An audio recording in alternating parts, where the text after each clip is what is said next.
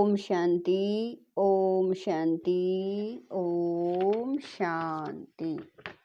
21/11/24 प्रातः मुरली। ओम शांति। बाप दादा मधुबन। मीठे बच्चे, तुम्हें अब टीचर बन सबको मन वशीकरण मंत्र सुनाना है। यह तुम सब बच्चों की ड्यूटी है। प्रश्न है, बाबा किन बच्चों का कुछ भी स्वीकार नहीं करते हैं? उत्तर है, जिन्हें अहंकार है। मैं इतना देता हूँ, मैं इतनी मदद कर सकता हूँ। बाबा उनका कुछ भी स्वीकार नहीं करते। बाबा कहते, मेरे हाथ में चाबी है। चाहे तो मैं किसी को गरीब बनाऊं, चाहे किसी को साहूकार बनाऊं। यह भी ड्रामा में राज है। जिन्हें आज अपनी साहूकारी का घमंड है, वह कल गरीब बन जाते और गरीब बच्चे बाप के कार्य में अपनी पाई पाई सफल कर साहूकार बन जाते हैं। ओम शांति। यह तो रूहानी बच्चे जानते हैं कि बाप आए हैं हमको नई दुनिया का वर्षा देने। यह तो बच्चों को पक्का है ना कि जितना हम बाप को याद करेंगे उतना पवित्र बनेंगे। जितना हम अच्छा टीचर बनेंगे उतना अच्छा ऊंच पद पाएंगे। बाप तुम्हें टीचर के रूप में पढ़ाना सिखाते हैं, तुमको फिर औरों को सिखाना है। तुम पढ़ाने वाले टीचर जरूर बनते हो, बाकी तुम कोई का गुरु नहीं बन सकते हो, सिर्फ टीचर बन सकते हो। गुरु तो एक सतगुरु ही है, वह सिखलाते हैं। सर्व का सतगुरु एक ही है, वह टीचर बनाते हैं। तुम सबको टीच करके रास्ता बताते रहते हो मन मना भव का। बाप ने तुम्हारे पर यह ड्यूटी रखी है कि मुझे याद करो और फिर टीचर भी बनो। तुम कोई को बाप का परिचय देते हो तो उनका भी फर्ज है बाप को याद करना। टीचर रूप में सृष्टि चक्र की नॉलेज देनी पड़ती है। बाप को जरूर याद करना पड़े। बाप की याद से ही पाप मिट जाने हैं। बच्चे जानते हैं हम पाप आत्मा हैं, इसीलिए बाप सबको कहते हैं अपने को आत्मा समझ बाप को याद करो तो तुम्हारे पाप मिट जाएंगे। बाप ही पतित पावन है। युक्ति बताते हैं, मीठे बच्चे, तुम्हारी आत्मा पतित बनी है, जिस कारण शरीर भी पतित बना है। पहले तुम पवित्र थे, अभी तुम अपवित्र बने हो। अब पतित से पावन होने की युक्ति तो बहुत सहज समझाते हैं। बाप को याद करो तो तुम पवित्र बन जाएंगे। उठते बैठते चलते बाप को याद करो। वो लोग गंगा स्नान करते हैं तो गंगा को याद करते हैं, समझते हैं हम पतित पावनी हैं। गंगा को याद करने से पावन बन जाना है, परंतु बाप कहते हैं कोई भी पावन बन नहीं सकते। पानी से कैसे पावन बनेंगे? बाप कहते हैं मैं पतित पावन हूँ। हे बच्चों, देह सहित देह के सब धर्म छोड़ मुझे याद करने से तुम पावन बन फिर से अपने घर मुक्ति धाम पहुँच जाएंगे। सारा कल्प घर को भूले हो, बाप को सारा कल्प कोई जानता ही नहीं है। एक ही बार बाप खुद आकर अपना परिचय देते हैं इस मुख द्वारा। इस मुख की कितनी महिमा है। गौ मुख कहते हैं ना, वह गौ तो जानवर है, यह है मनुष्य की बात। तुम जानते हो यह बड़ी माता है, जिस माता द्वारा शिव बाबा तुम सबको अडॉप्ट करते हैं। तुम अभी बाबा बाबा कहने लगे हो, बाप भी कहते हैं इस याद की यात्रा से ही तुम्हारे पाप कटने हैं। बच्चे को बाप याद पड़ जाता है ना, उसकी शक्ल आदि दिल में बैठ जाती है। तुम बच्चे जानते हो जैसे हम आत्मा है वैसे वह परमात्मा है। शक्ल में और कोई फर्क नहीं है। शरीर के संबंध में तो फीचर्स आदि अलग हैं, बाकी आत्मा तो एक जैसी ही है। जैसे हमारी आत्मा वैसे बाप भी परमात्मा है।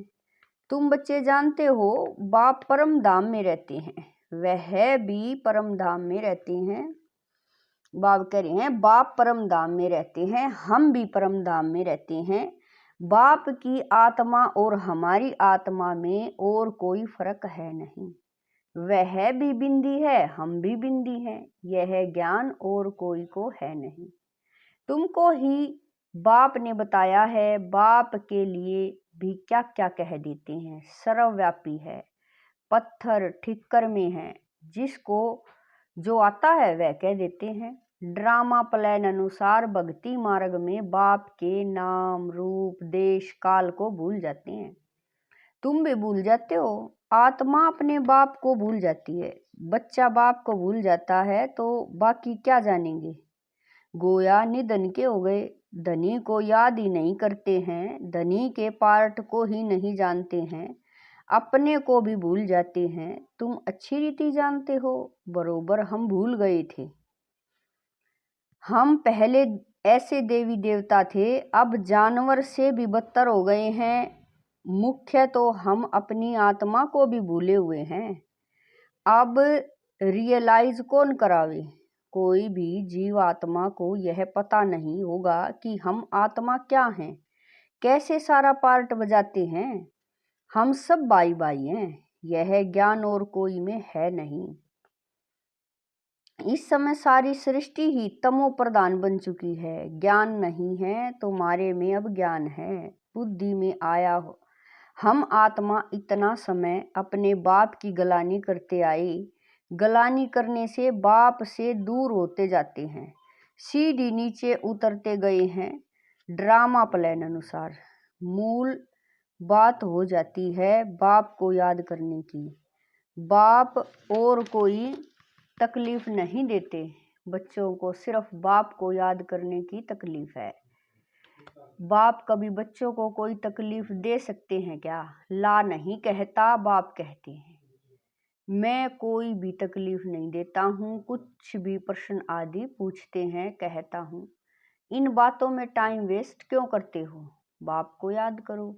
मैं आया ही हूँ तुमको ले जाने, इसलिए तुम बच्चों को याद की यात्रा से पावन बनना है। बस मैं ही पतित पावन बाप हूँ। बाप युक्ति बताते हैं, कहाँ भी जाओ बाप को याद करना है। 84 के चक्कर का विचार नहीं करना है। यह तो मोस्ट इजी है, बाप को याद करना। बच्चा थोड़ा बड़ा होता है तो ऑटोमेटिकली माँ बाप को याद करने लग पड़ता है। तुम भी समझो हम बाबा कह रहे हैं, तुम भी समझो हम आत्मा बाप के बच्चे हैं। याद क्यों करना पड़ता है, क्योंकि हमारे ऊपर जो पाप चढ़े हुए हैं वह इस याद से ही खत्म होंगे। इसीलिए गायन भी है, 1 सेकंड में जीवन मुक्ति। जीवन मुक्ति का मदार पढ़ाई पर है और मुक्ति का मदार याद पर है। जितना तुम बाप को याद करेंगे और पढ़ाई पर ध्यान देंगे तो ऊंच नंबर में मर्तबा पाएंगे। धंधा आदि तो भले करते रहो, बाप कोई मना नहीं करते। धंधा आदि जो तुम करते हो वह भी दिन रात याद रहता है ना। तो अब बाप यह रूहानी धंधा देते हैं, अपने को आत्मा समझ मुझे याद करो और 84 के चक्कर को याद करो। मुझे याद करने से ही तुम सतो प्रधान बनेंगे। यह भी समझते हो अभी पुराना चोला है, फिर सतो प्रधान नया चोला मिलेगा। अपने पास बुद्धि में तंत्र रखना है जिससे बहुत फायदा होना है। जैसे स्कूल में सब्जेक्ट तो बहुत होते हैं, फिर भी इंग्लिश पर मार्क अच्छी होती है क्योंकि इंग्लिश है मुख्य भाषा। उनों का पहले राज्य था, इसीलिए वह जास्ती चलती है। अभी भी भारतवासी कर्जदार हैं, भले कोई कितने भी धनवान है, परंतु बुद्धि में यह तो है ना कि हमारे राज्य के जो हैंड्स है वह कर्जदार हैं। गोया हम भारतवासी कर्जदार हैं। प्रजा जरूर कहेगी ना हम कर्जदार हैं, यह भी समझ चाहिए ना। जबकि तुम राजा स्थापन कर रहे हो, तुम जानते हो हम सभी इन सब कर्जों से छूटकर सॉल्वेंट बनते हैं। फिर आधा कल्प हम कोई से भी कर्जा उठाने वाले नहीं हैं। कर्जदार पतित दुनिया के मालिक हैं। अभी हम कर्जदार भी हैं, पतित दुनिया के मालिक भी हैं। हमारा भारत ऐसा है, गाते हैं ना तुम बच्चे जानते हो हम बहुत साहूकार थे, परिजादे परिजादियां थे, यह याद रहता है हम ऐसे विश्व के मालिक थे, अभी बिल्कुल कर्जदार और पतित बन पड़े हैं। यह खेल की रिजल्ट बाप बतला रहे हैं। रिजल्ट क्या हुई है? तुम बच्चों को स्मृति आई है, सतयुग में हम कितने साहूकार थे, कितने तुमको साहूकार। बाबा कह रहे हैं किसने तुमको साहूकार बनाया? बच्चे कहेंगे बाबा आपने हमको कितना साहूकार बनाया था, एक बाप ही साहूकार बनाने वाला है। दुनिया इन बातों को नहीं जानती, लाखों वर्ष कह देने से सब भूल गई हैं, कुछ नहीं जानते हैं। तुम अभी सब कुछ जान गई हो। हम पद्मा पद्म साहूकार थे, हम बाबा कह रहे हैं बहुत पवित्र थे, बहुत सुखी थे, वहां झूठ पाप आदि कुछ होता नहीं, सारे विश्व पर तुम्हारी जीत थी। गायन भी है, शिव बाबा आप जो देते हो वह और कोई दे नहीं सकता, कोई की ताकत नहीं जो आधा कल्प का सुख दे सके। बाप कहते हैं भक्ति मार्ग में भी तुमको बहुत सुख अथाह धन रहता है। कितने हीरे जवाहरात थे, फिर बाप करें जो फिर पिछाड़ी वालों के हाथ में आते हैं, अभी तो वह चीज ही देखने में नहीं आती। तुम फर्क देखते हो ना, तुम ही पूज्य देवी देवता थे, फिर तुम्हें पुजारी बने हो। आप ही पूज्य आप ही पुजारी। बाप कोई पुजारी नहीं बनते हैं, परंतु पुजारी दुनिया में तो आते हैं ना। बाप तो एवर पूज्य हैं, वह कभी पुजारी होते नहीं, उनका धंधा है तुमको पुजारी से पूज्य बनाना। रावण का काम है तुमको पुजारी बनाना, यह दुनिया में किसी को पता नहीं है, तुम भी भूल जाते हो। रोज रोज बाप समझाते रहते हैं, बाप के हाथ में है, किसी को चाहे साहूकार बनाए चाहे गरीब बनाए। बाप कहते हैं जो साहूकार हैं उनको गरीब जरूर बनना है, बनेंगे ही। उन्हों का पार्ट ऐसा है, वह कभी ठहर न सके। धनवान को अहंकार भी बहुत रहता है ना, मैं फलाना हूँ, यह हमको है, घमंड तोड़ने लिए बाबा कहते हैं।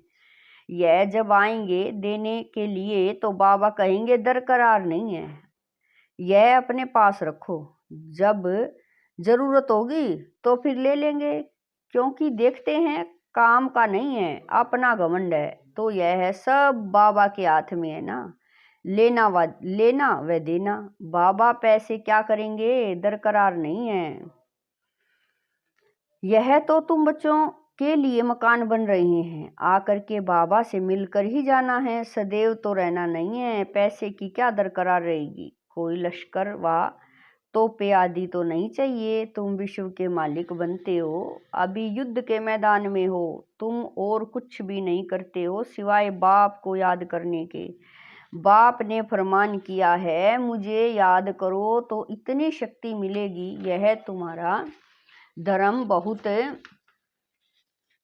बहुत सुख देने वाला है। बाप है सर्वशक्तिवान, तुम उनके बनते हो, सारा मदार याद की यात्रा पर है।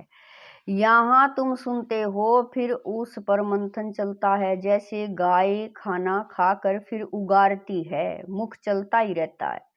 तुम बच्चों को भी कहते हैं ज्ञान की बातों पर खूब विचार करो। बाबा से हम क्या पूछें, बाप तो कहते हैं मन मना भव, जिससे ही तुम सतो प्रधान बनते हो, यह एम ऑब्जेक्ट सामने है। तुम जानते हो सर्वगुण संपन्न 16 कला संपन्न बनना है, यह ऑटोमेटिकली अंदर में आना चाहिए। कोई की गलानी व पाप कर्म आदि कुछ भी न हो, कोई भी तुमको उल्टा कर्म नहीं करना चाहिए। नंबर 1 है यह देवी देवताएं, पुरुषार्थ से उच्च पद पाया है ना, उन्हों के लिए गाया जाता है अहिंसा परमो देवी देवता धर्म। किसी को मारना यह हिंसा हुई ना। बाप समझाते हैं तो फिर बच्चों को अंतर्मुख हो अपने को देखना है, हम कैसे बने हैं। बाबा को हम याद करते हैं, कितना समय हम याद करते हैं, इतनी दिल लग जाए जो यह याद कभी भूले ही नहीं। अब बेहद का बाप कहते हैं तुम आत्माएं मेरी संतान हो, सो भी तुम अनादि संतान हो।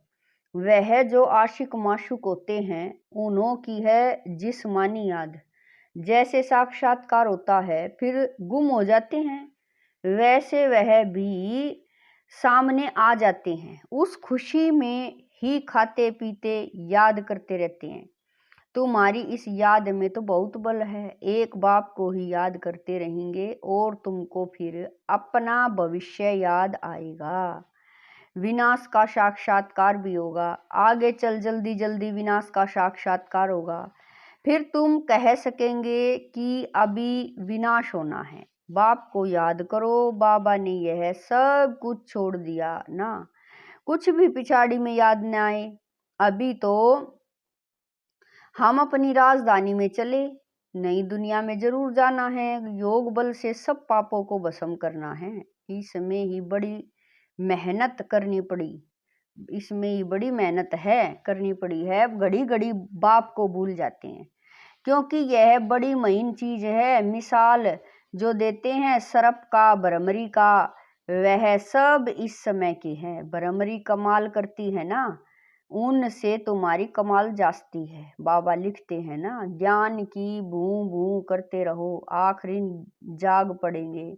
जाएंगे कहाँ? तुम्हारे पास ही आते जाएंगे, ऐड होते जाएंगे, तुम्हारा नामाचार होता जाएगा। अभी तो तुम थोड़े हो ना। अच्छा, मीठे मीठे शकील दे बच्चों प्रति माता पिता बाप दादा का याद प्यार और गुड मॉर्निंग। रूहानी बाप की रूहानी बच्चों को नमस्ते। हम रूहानी बच्चों की रूहानी माता पिता बाप दादा को दिलवा जान शिकवा प्रेम से याद प्यार गुड मॉर्निंग नमस्ते। ओम शांति। मेरे बाबा, मीठे बाबा, प्यारे बाबा, लाख लाख शुक्रिया मेरे बाबा। धारणा के लिए मुख्य सार है। नंबर 1, ज्ञान का खूब विचार सागर मंथन करना है। जो सुना है उसे उगारना है। अंतर्मुख हो देखना है कि बाप से ऐसी दिल लगी हुई है जो वह कभी भूले। नंबर 2, को भी प्रश्न आदि पूछने में अपना टाइम वेस्ट न कर याद की यात्रा से स्वयं को पावन बनाना है। अंत समय में एक बाप की याद के सिवाय और कोई भी विचार न आए। यह अभ्यास अभी से करना है। वरदान है दृढ़ संकल्प रूपी व्रत द्वारा वृत्तियों का परिवर्तन करने वाले महान आत्मा भवै। वरदान है दृढ़ संकल्प रूपी व्रत द्वारा वृत्तियों का परिवर्तन करने वाले महान आत्मा भवै। महान बनने का मुख्य आधार है पवित्रता। इस पवित्रता के व्रत को प्रतिज्ञा के रूप में धारण करना अर्थात महान आत्मा बनना। कोई भी दृढ़ संकल्प रूपी व्रत वृत्ति को बदल देता है। पवित्रता का व्रत लेना अर्थात अपनी वृत्ति को श्रेष्ठ बनाना। व्रत रखना अर्थात स्थूल रीति से परहेज करना। मन में पक्का संकल्प लेना तो पावन बनने का व्रत लिया और हम आत्मा भाई भाई हैं। यह ब्रदरहुड की वृत्ति बनाई। इस वृत्ति से ब्राह्मण महान आत्मा बन गए। स्लोगन है व्यर्थ से बचना है तो मुख पर दृढ़ संकल्प का बटन लगा दो। स्लोगन है व्यर्थ से बचना है तो मुख पर दृढ़ संकल्प का बटन लगा दो। ओम शांति।